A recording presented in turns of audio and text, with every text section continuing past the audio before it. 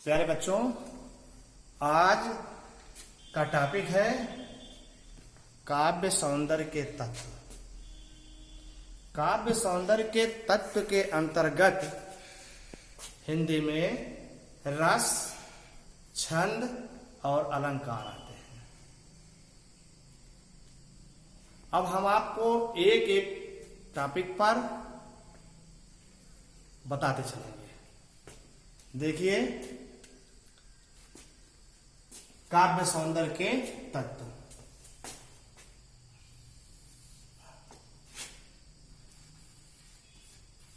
काव्य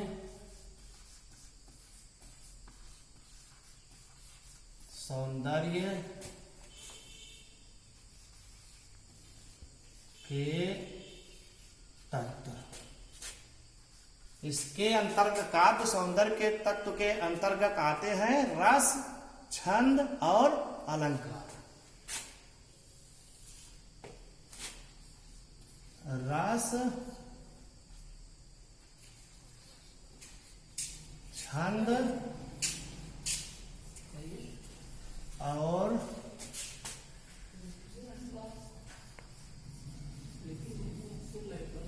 अलंकार।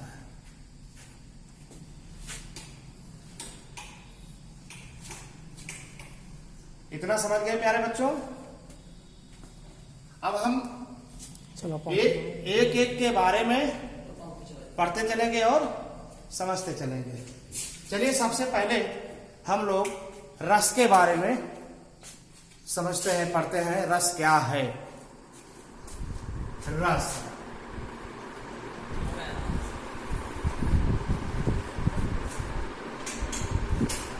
संस्कृत में इसको कहते हैं रसस्यते असौ इति रसाः।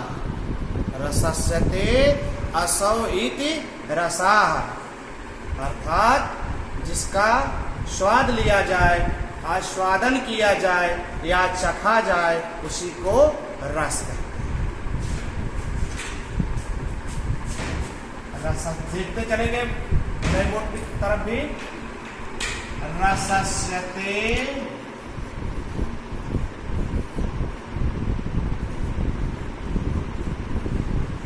असौ इति रसाः।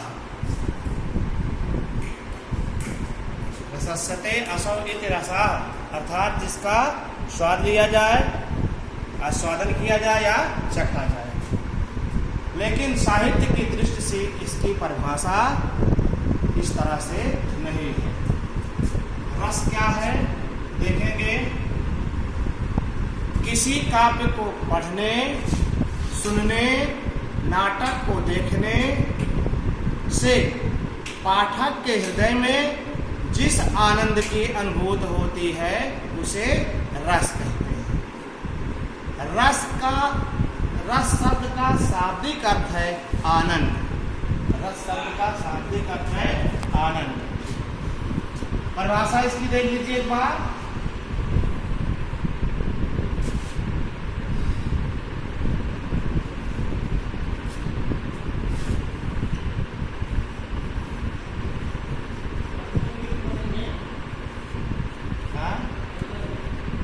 किसी काव्य को पढ़ने,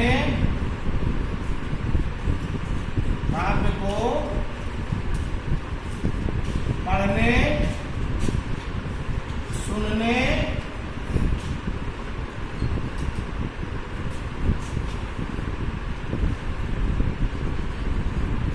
नाटक देखने से पाठक के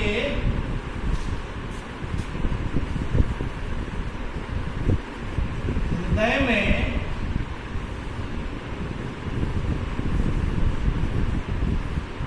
जिस आनंद की अनुभूति होती है, जिस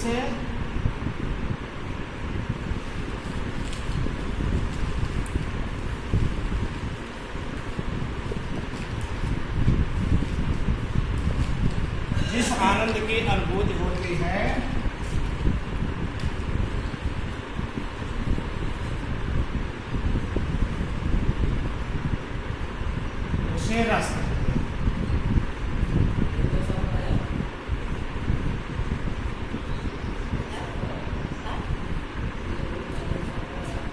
ध्यान दीजिए बच्चों, किसी काव्य को पढ़ने, सुनने, नाटक देखने से पाठक के हृदय में जिस आनंद की अनुभूति होती है उसे रस कहते हैं।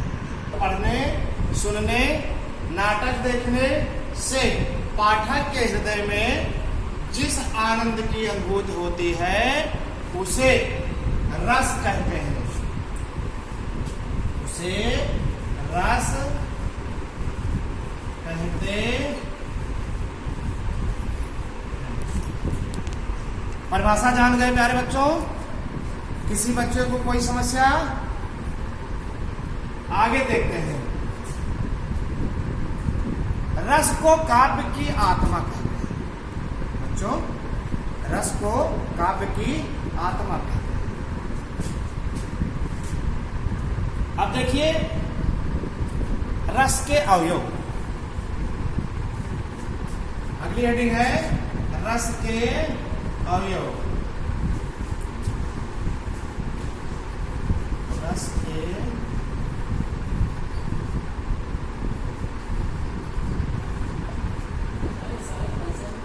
रस के अवयव। इसको चाहे रस के अवयव कहिए, चाहे रस के अंग कहिए। ये चिन्ह लग रहा है, ये किसका चिन्ह है? आबलिक का।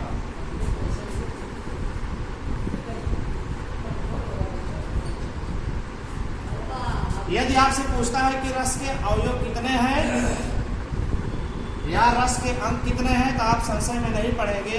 अवयव कहेगा तब भी, अंग कहेगा तब भी आप वही एक उत्तर दीजिएगा। रस के 4 अवयव होते हैं। रस के कितने अवयव होते हैं? 4। पहला देखेंगे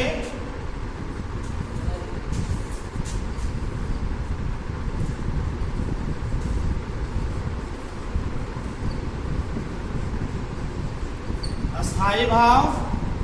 पहला क्या? अस्थाई भाव। दूसरा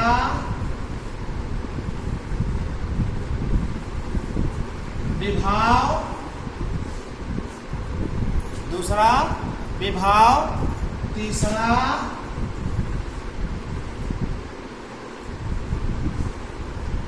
अनुभाव। तीसरा अनुभाव। चौथा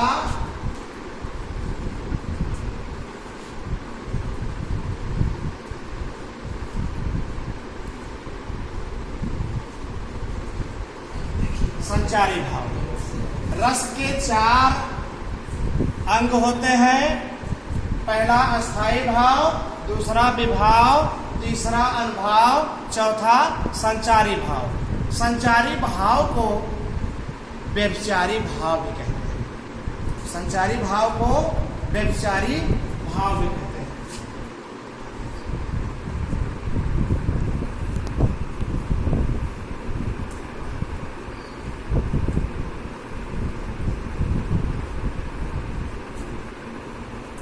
व्यभिचारी भावों की संख्या 33 होती है। इनकी संख्या 33 होती है।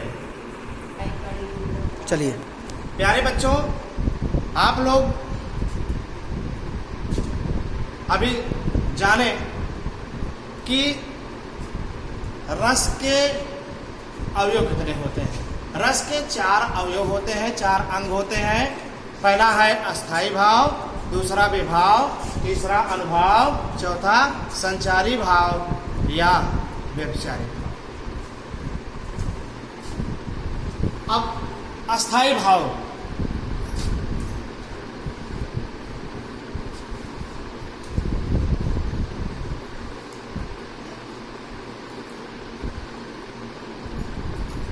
अस्थाई भाव सभी जितने भी व्यक्ति हैं इस संसार में, सभी के हृदय में अस्थाई भाव अस्थाई रूप से स्थिर रहते हैं, मौजूद रहते हैं। फर्क इतना है, अंतर मात्र इतना ही है, ये अस्थाई भाव समय सुसुप्तावस्था में रहते हैं, जब अवसर आता है तब जागृत हो जाते हैं। इनकी संख्या प्राचीन काल में 9 बताई गई थी, लेकिन 2 अस्थाई भाव बाद में और जोड़ दिए गए और 9 के बाद 2 जोड़ दिए गए, इसलिए 11 हो गई। इनकी संख्या 11 हो गई। कितना हो गई? 11 हो गई। ये अस्थाई भाव ही रस में परिणित होता है। अस्थाई भाव ही बाद में रस में ही परिणित हो जाते, रस में बदल जाते हैं। अस्थाई भाव आप लोग जाने कि इनकी संख्या 11 होती है। बाद में पहले 9 थी, बाद में 2 और जुड़ गए, इस समय 11 हो गए हैं। बाद में जुड़ने वाले हैं वात्सल्य और देव विषयक भक्ति रति। अब एक एक के बारे में हम लोग जानते चलेंगे। अस्थाई भाव क्या है, क्या नाम है, सबके बारे में जानते चलेंगे।